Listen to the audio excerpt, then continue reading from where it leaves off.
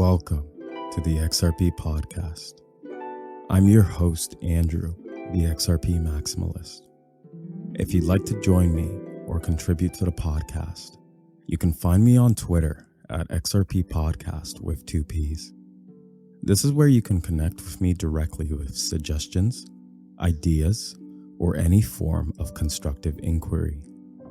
After a long hiatus, the podcast has returned. In times of turmoil and tribulation, I am certainly not the first source announcing we are in a period of recession, and hopefully I will be the last to do so. There is no better time than now, when we are in a state of fear, anxiety, and panic, whether referring to the financial markets or the day-to-day markets which we as consumers and businesses must interact with to maintain our state of life. Hence why there is no period more perfect than now to remind ourselves of the fundamentals. Though the state of the world and individual emotion and opinion towards crypto and blockchain technology has changed, the fundamentals remain constant on the continuum of the ebbs and flow of life. This episode will be focusing on reminding the listener on the true values and utility behind blockchain technology, where the value inherently lies, and why in a mature market setting, many projects developing key technology and infrastructure today will stand the test of time and catapult to greater achievement than the masses may have the foresight to envision. Thank you and welcome back to the XRP Podcast.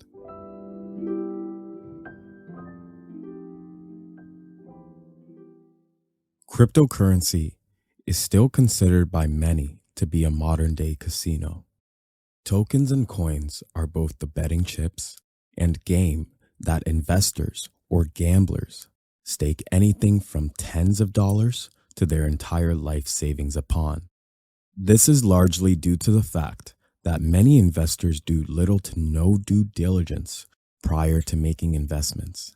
And even if they do, a majority of companies out there offer tokens to the market while producing vague white papers or infographics which function upon make-believe bots or algorithms or even technology to produce yield for stakeholders that is largely unsustainable.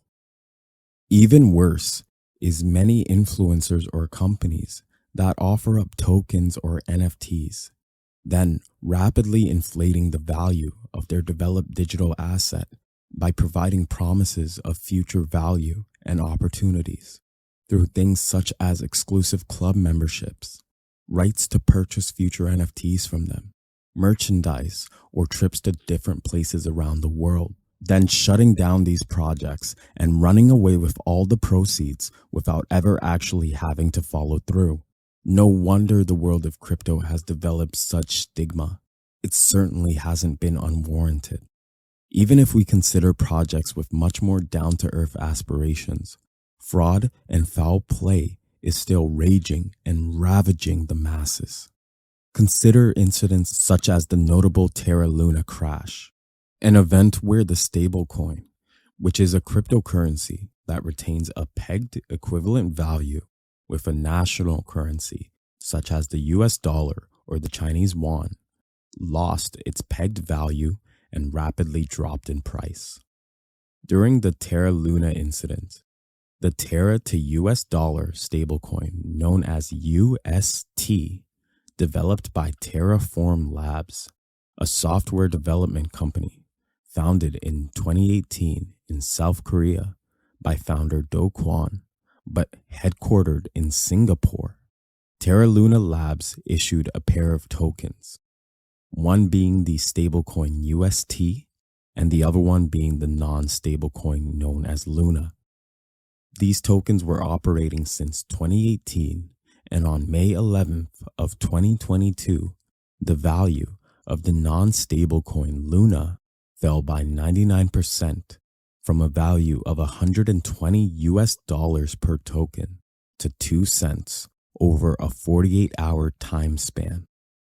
This sell-off was triggered by Luna's sister token, the stablecoin UST, losing its one-to-one peg with the real-world US dollar, and as a result wiped out the support of its non-stablecoin partner Luna, which wiped out almost $200 billion worth of value from the total cryptocurrency market valuation.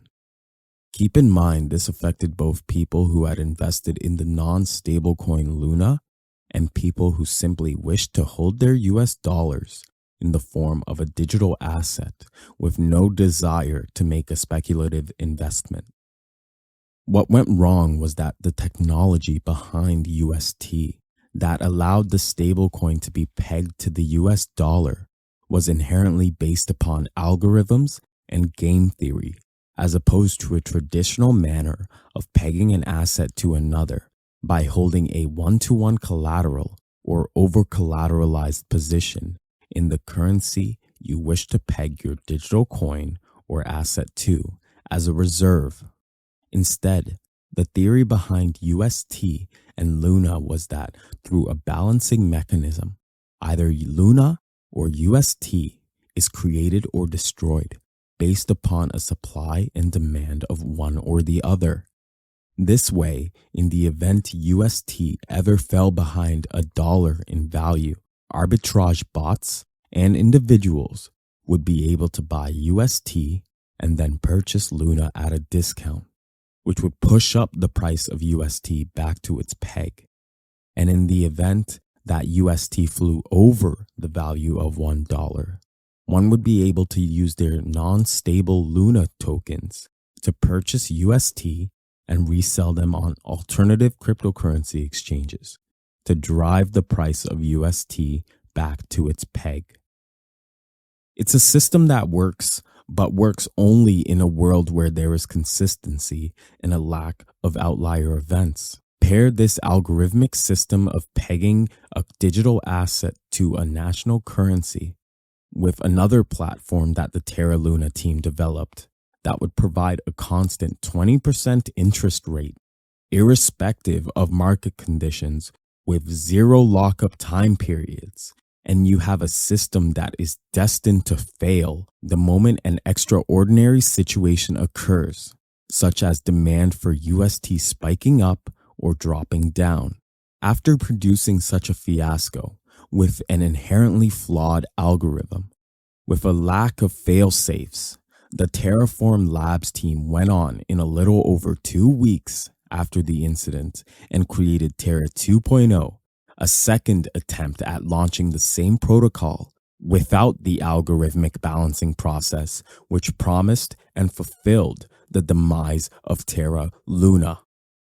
These incidents, whether small, such as the thousands of NFT scams, or large market-moving events like the Terra Luna crash, highlight the simple fact that in the world of crypto today, there is no legal protections and regulators are struggling to keep pace with innovation. The market we currently see is still in its infancy of a massive gold rush with guns ablaze and law and order only to be seen in the world of dreams and fantasy alongside the old gods of Greek and Roman mythology. However, I'm not saying all this to discourage you, the listener, from entering crypto and learning more. I am saying all this to remind you that just like how the financial market and the world has ups and downs, so too does crypto, and even more so due to its infancy.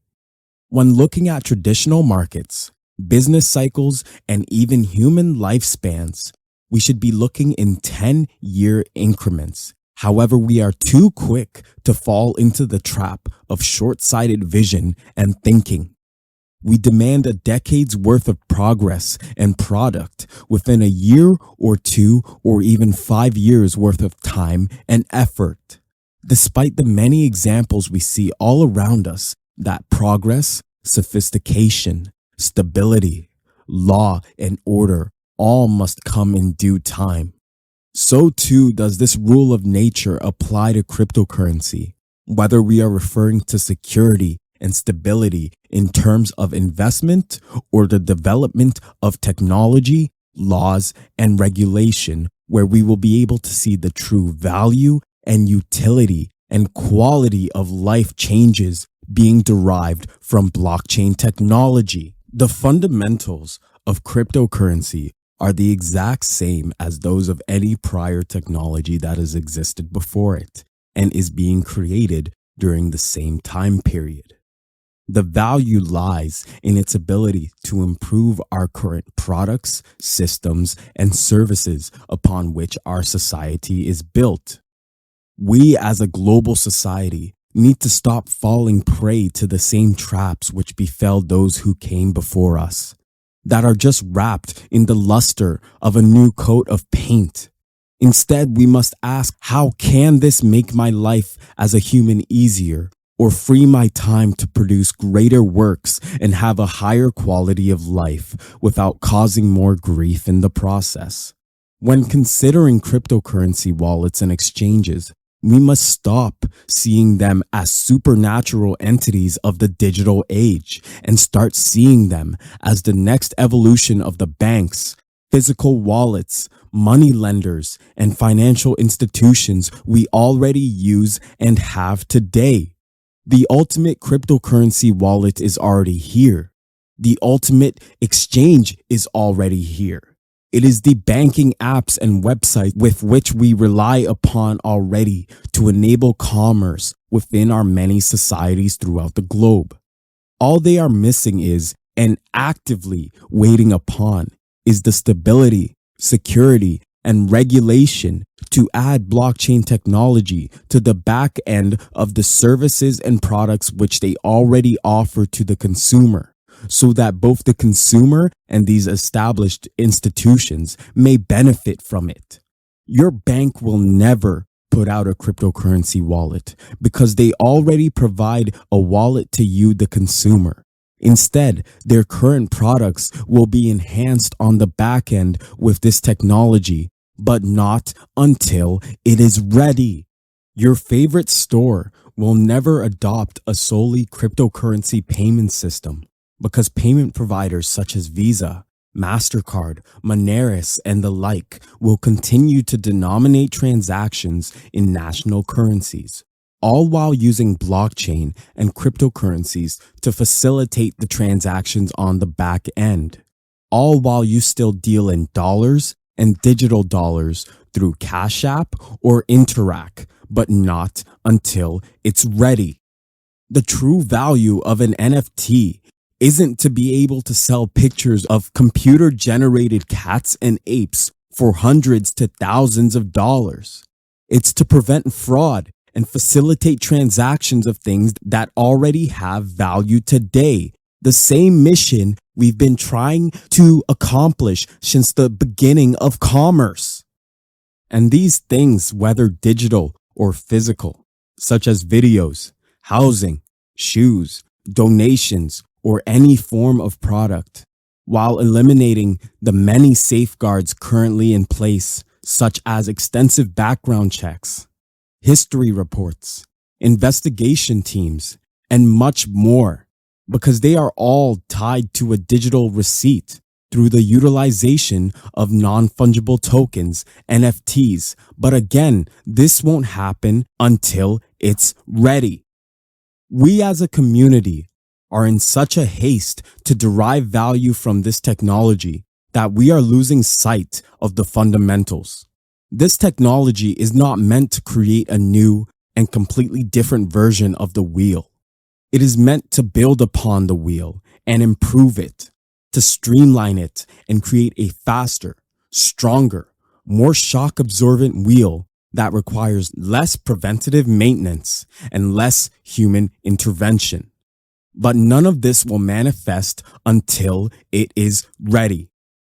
If we do not change the way we think towards crypto and blockchain technology, in another 10 years, 20 years, or 30 years, when this technology, which is being created by many legitimate companies today, such as Ripple Labs, Polysign, Chainlink, and many others, has finally matured and has been ingrained into our societies and systems, products, and services, we as a society and community that wishes to profit from these innovations will be the heralds of the gospel of indolence and impatience. And as stated by Franz Kafka, there are two main human sins from which all others derive: impatience and indolence.